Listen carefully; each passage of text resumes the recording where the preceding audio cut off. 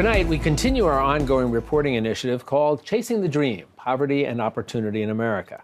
We're taking an in-depth look at the contemporary state of the American dream, changing nature of jobs, the vanishing middle class, wage disparity, and economic opportunity. We'll be looking at social reforms and programs that work and those that don't, as well as innovative solutions from around the country, the region, and across the political spectrum. Tonight's question, how are your parents doing? How about your grandparents? Are they all making ends meet? Picture this. Think of you and 4 of your closest friends. All right, got that in your mind? Well, if current trends stay the same, 1 of the 5 of you will be living in poverty by the time you're 65 years old. Right now, about 20% of New York City's elderly population is living in poverty, which amounts to about $14,000 a year income. And the situation hasn't improved much over the last 8 years. Indeed, the situation has grown so troubling that a 2015 AARP survey of New York voters showed a quarter of 35 to 69-year-olds weren't confident they'd ever be able to retire. And 30 to 38% say they haven't saved for retirement at all. So here to explain this problem is Beth Finkel. She is the director of the New York branch of the AARP, which advocates for the state's 50 years and older population. We're also joined by Susan Salmassi, one of New York's AARP's 2.6 million members. Ladies, thank you for both being here with us. And I want to start with you, Beth. Those numbers were shocking to me. Given what you do, were you surprised to see those numbers? Absolutely not. You know, we survey our members, but also the general public on a regular basis. And we're seeing people struggling. So you mentioned the number of people who are actually living in poverty, according to the federal poverty numbers. But we all know living in New York, it's a whole different ballgame. And so, I mean, that number of $14,000 a year, you're talking about New York City, that's not getting you anywhere. No, and keep in mind that the average Social Security check in New York State is under $16,000 a year. It's a whole lot of people, actually 23% of New Yorkers who are dependent on Social Security alone. So there you go. It's right there. The number's right there for you. And there's another group, and you had mentioned this to me. We were talking about essentially the near poor. That's right. What does that mean?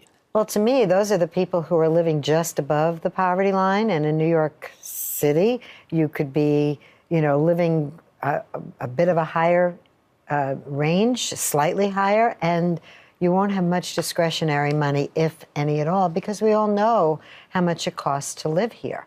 And that's why we're looking at affordable housing as one of the issues, because that's your number one expense, right? Susan, you were kind enough to come in here and share some of your thoughts and experience with us to give us a realistic look at this.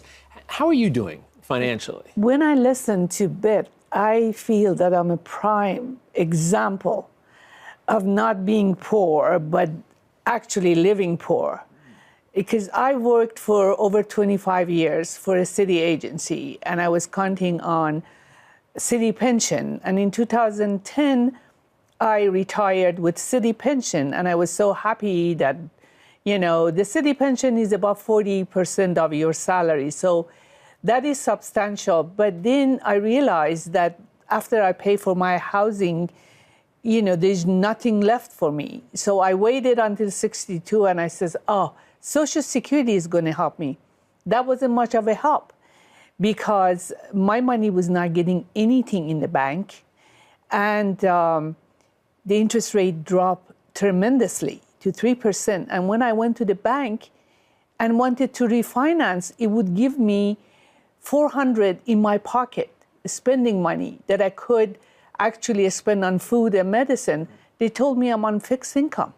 Oh, I do not qualify. So the banks are not going to help you out for that. So when we look at AARP members such as Susan and other people that are just watching this now, and they're hearing about the dire straits and the problems, their question, I'm sure, is, okay, so what can we do? Are there resources there for us? Are there something we can look forward to getting better? What's the answer to that? Well, we'll make it twofold, right? New York City Department for the Aging, and you just call 311 and you can get connected to it. There are innumerable benefits that are available to people, and many people who are middle class or were middle class or still perceive of themselves as middle class don't think of benefits as being for them.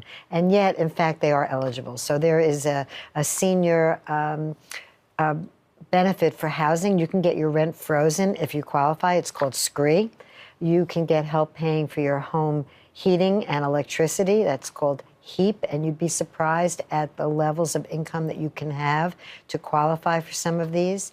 If you are on Medicare and not Medicaid, but you're right at the lower income levels of Medicare, there are ways that can be helped to help pay your Medicare bills.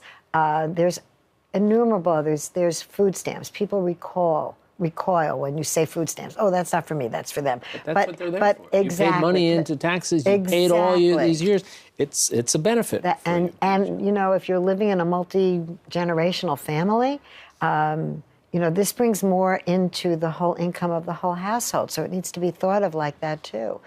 But talking about the affordable housing issue, we've got the mayor now has this proposal, and there are 2,000 seniors right now that are on waiting lists, and the way the waiting lists are projected, they will, by the time they're eligible, there's a good chance they won't be living any longer. That's how long the waiting lists are. As we said, there are daunting numbers. It's good to know that there are some things out there people can look for. So, Beth, thank you for that. Suzanne, thank you for coming in and putting sort of a personal face on this and giving us a sense of this is not just a problem for people who've never worked in their life.